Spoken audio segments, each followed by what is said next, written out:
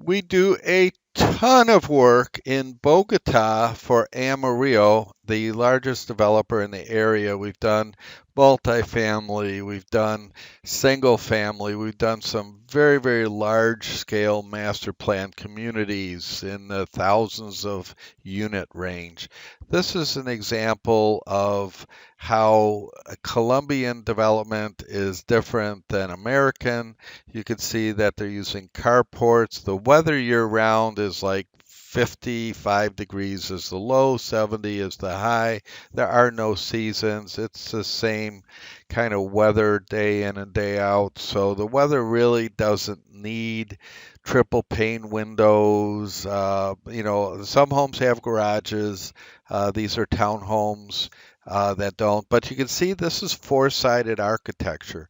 There isn't a bad view. It's not like American townhome developments where you better be seeing the facade.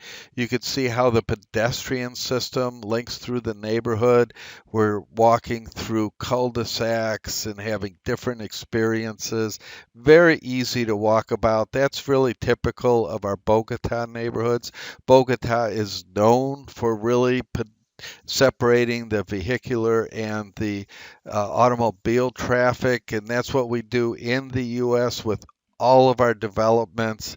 But you can see there isn't a bad view through this neighborhood. Everything is brick and stucco, and it's just an attention to detail that you rarely see in developments in the United States.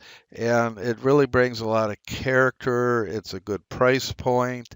And what we try to do is create flow and character and sense of scale throughout the developments that we do for Amarillo. It's just an example of one of the many, many developments that we have done for this wonderful client.